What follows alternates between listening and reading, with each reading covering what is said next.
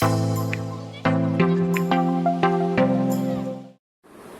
दोस्तों, मैं आपके यूट्यूब चैनल हेल्दी लाइफस्टाइल में एक और वीडियो लेके हाजिर हूँ जो कि रिलेटेड है हमारी एक हैबिट से होने वाले हमें फ़ायदे।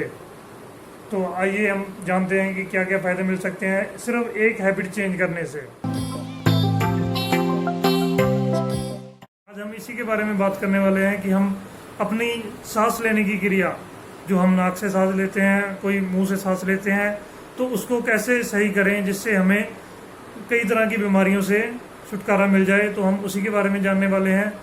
आइए। क्योंकि सही तरीके से सांस लेना आपकी कई बीमारियों को तुरंत ही खत्म कर सकता है। जब आप नाक से सांस लेते हैं तो हमारे नाक में मौजूद हेयर्स और म्यूकस हमारे नाक में आने वाली एयर को फिल्टर करके फेफड़ों में भेजते हैं। नेजल कैविटी हमारे एयर को मॉइस्ट कर देती है, जिससे हमारे फेफड़े को कोई दिक्कत नहीं होती है। और सबसे ज्यादा इंपॉर्टेंट बात, ये जो हमारे चेहरे पर कई सारी नेजल साइनसेस होते हैं, ये बहुत ही ज्यादा इंपॉर्टेंट रोल प्ले करते हैं हमारे सांस लेने की क्रिया में। देखिए, ये nasal sinuses continuous nitric oxide का निर्माण करते हैं, जो कि निरंतर हमारे सांस के द्वारा फेफड़ों में जाता रहता है। और ये नाइट्रिक ऑक्साइड बहुत ही ज्यादा इंपॉर्टेंट है हमारे हेल्थ के लिए। ये हमारे शरीर से कोलेस्ट्रॉल के बिल्डअप को रिवर्स करता है, ब्लड वेसल को डायलेट करता है, ब्लड प्रेशर को कम करता है और हमें रिलैक्स और शांत करता है। इसीलिए जब भी सांस लीजिए, नाक से लीजिए, मुंह हमेशा बंद रहे। देखिए, जब हम नाक से सांस लेते हैं तो ये सांस हमारे नेजल कैविटी से होते हुए फिर फेरिंक्स से होते हुए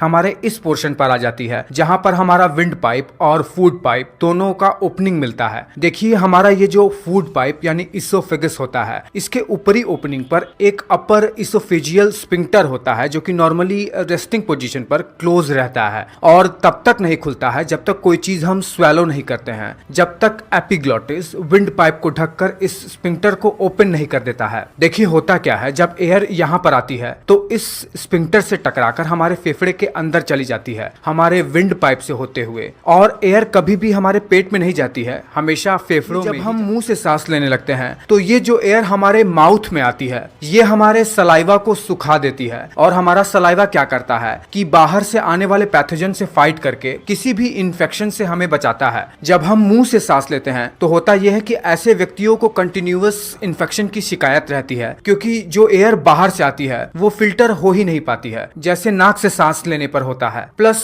फेशियल स्ट्रक्चर में जो डिफॉर्मिटी आती है वो अलग से। देखिए, ऐसा नहीं है कि अगर हम मुंह से सांस लेने लगेंगे तो एयर हमारे स्टमक में चली जाएगी। स्टमक में एयर तब तक नहीं जाएगी जब तक हम एयर को स्वेलो नहीं करेंगे, जब तक हम एयर को निगलेंगे नहीं। और वो तभी पॉसिबल होगा जब एपिग्लॉटिस विंड पाइप को ढककर इसोफेगस को खोल देगा। इसीलिए मुंह से भी सांस लेने पर एयर हमारे फेफड़े में ही जाएगी, बस अंतर इतना रहेगा कि वो एयर उतनी बेनिफिशियल नहीं रहेगी हमारे। उम्मीद करता हूं कि इस वीडियो से आप कुछ नया जान पाए हो जो आपके काम की है। अगर ऐसा है तो वीडियो को आप लाइक जरूर करना।